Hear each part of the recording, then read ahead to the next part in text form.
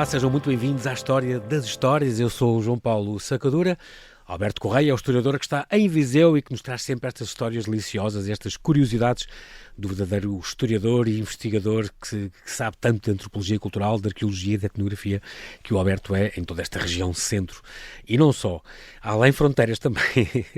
Hoje, Alberto, falamos do Malhadinhas, não é? Vamos falar desta figura extraordinária, o Malhadinhas, que o Almocreve de Barrelas. Voltamos a Barrelas, como contámos ontem, com um juiz famoso.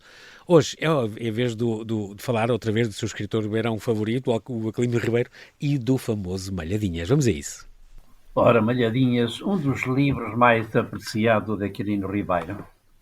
Aquilino Ribeiro, esse profícuo escritor que teve o seu berço nos termos das serranias da Beira, nessa aldeiazita, como ele lhe chamou, o Carregal, cercada de castanheiros, que teve morada provisória em outra aldeia, mais das comiadas da Serra, a Soutosa, e depois encontra, em 2007, morada definitiva no Panteão Nacional, só aos escolhidos destinada, polígrafo generoso se tornou, deixando ao mundo uma singular herança construída com essa pedraria que arranca da serra e transforma em romance, em novela, em livro para a infância, em crónica de revista ou jornal, sangue, suor e lágrimas porventura, cimentando essa singular construção que mantém portas abertas para entrarmos sempre que quisermos. Escolhemos hoje entrar por essa porta que o Malhadinhas, esse fíguro que habita na ajudengada terra de Vila Nova de Paiva, a velha Barrelas, nos abre e com ele nos manda sentar nos esconsos bancos da banda de fora da taberna do Guilhermino, no Largo da Feira, e ali conta as suas andanças de Almocreve, que Aquilino descreve como a gesta bárbara e forte de um Portugal que morreu. Ouvem-no escrivães da vila e manatas, habituadas ao rame-rame do seu cotidiano sem história, ouvem-no contar essa saga que foi a sua vida, Aveiro vai, Aveiro vem, ele e o machito marchando por caminhos de Cristo, onde o perigo espreitava sempre, onde às vezes o destino lhe concedia abrigo de agrado por um dia. Destas aventuras de uma vida ressalta a viva travessia que faz pela Serra da Lapa, quando, de regresso das terras de Penedono rumo à sua terra, com o machito carregado e ele ao meio, encontra o bom do Frei Joaquim das Sete Dores, que, montado no seu burrico, os alforjes carregados com as esmolas que mendigara, se acolhia ao seu convento, que tomara o nome de um esporão da Fraga onde assentava. A certa altura, quando já anoitecia, dá em cair uma neve miúda, a neve ladrua, como lhe chamavam, que pouco a pouco engrossa e constrói branco tapete sobre o caminho que o machito do Almocreve conhecia muito bem. Seguia atrás o bom do monge e os dois se entretêm numa animada conversação acerca da vida e do destino, quando, numa dobra do caminho, ouviram ecoar o uivo de uma alcateia de lobos, esse uivo que punha os cabelos em pé a homens e bichos. Calaram-se por um tempo. Mas a certa altura viram que os lobos o seguiam de muito perto. O Malhadinhas lembrou-se que os lobos se assustam se virem o lume, mas ele, que não fumava, nem fósforos trazia. E os lobos estavam cada vez mais perto, quase prontos a arremeter contra o borrico. O Malhadinhas pediu então ao frade que gritasse com ele esse grito que os pastores gritavam quando os lobos se aproximavam do rebanho. Acua, acua! E várias vezes o eco desse grito se ouviu. Mas os lobos não arredaram pé. O Malhadinhas, que entretanto ouvira chocalhar nos alforjes do frade, perguntou-lhe o que era. E o frade respondeu: um turíbulo da Igreja das Arnas, ou das Antas, que levo para consertar. O Malhadinhas pediu-lhe o turíbulo, tomou as correntes e fê-lo chocalhar. As feras assustaram-se.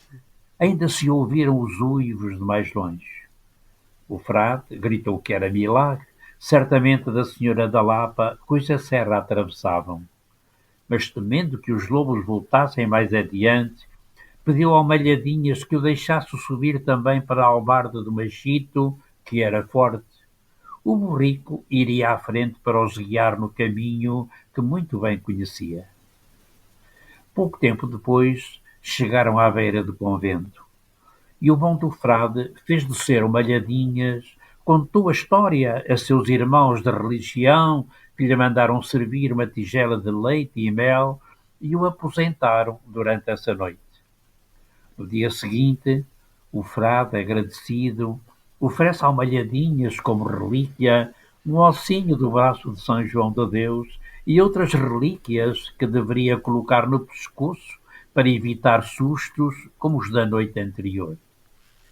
E sobre esse lençol de neve que caiu, partiu para Barrelas. Levava muito que contar. O Alberto ainda é do tempo, ainda hoje que se sabe que há lobos à solta pelas serras, ou não? Sim, eu sou do tempo em que havia lobo, sim. Em que as mães, se calhar, diziam aos filhos para não sair muito dos caminhos, porque eu lembro, eu não sei se nessa zona também existem os fojos, como se fazia também entre as montes e no Minho, aqueles redis que os homens chutavam os lobos para descerem até ir de encontro a uns muros, para podê-los prender.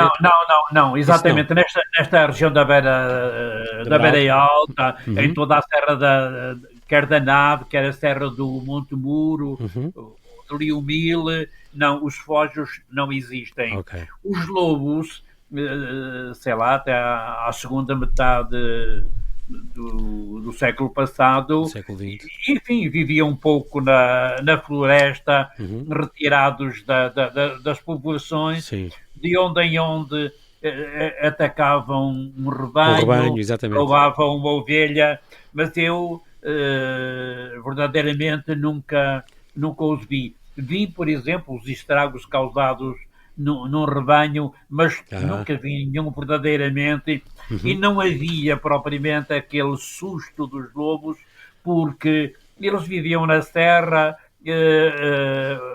estavam afastados assim todo um território marginal às aldeias, estava sempre ocupado de gente, e eles, como tal, só apareciam eventualmente de noite. Exatamente. E por isso aí é que podiam caçar, mas só se reparava depois nos destroços que eles deixavam, digamos assim, dos restos de ovelhas, assim, que eles podiam apanhar. Mas normalmente não havia esse perigo de estarem tão perto assim das aldeias, não é? Eles fugiam da civilização, claro, obviamente. De qualquer modo, era um inimigo e... às vezes, se calhar, organizavam-se caçadas, às vezes, cá, provavelmente, Não havia caçada, okay. Havia caçadas fortuitas, e eu estou-me a lembrar de um episódio que esse assisti na Serra de Liumil. Há uma população antiga, alvite, lá no meio da serra, muito isolada na altura, e de tempos a tempos havia alguém que matava um lobo. Tiravam-lhe a pele, enchiam-no de palha e depois traziam um pouco com que esse boneco, às vezes dois, sobre a alvarda de um burrico, e iam passando pelas aldeias pedindo esmola com esse boneco empalhado, com esse lobo empalhado, não é? No fundo. Exatamente. Portanto, disso lembro-me exatamente. Muito bem, mais uma história deliciosa. Alberto Correia, muito obrigado. Marcamos encontro então amanhã. Bem-aja. Até amanhã.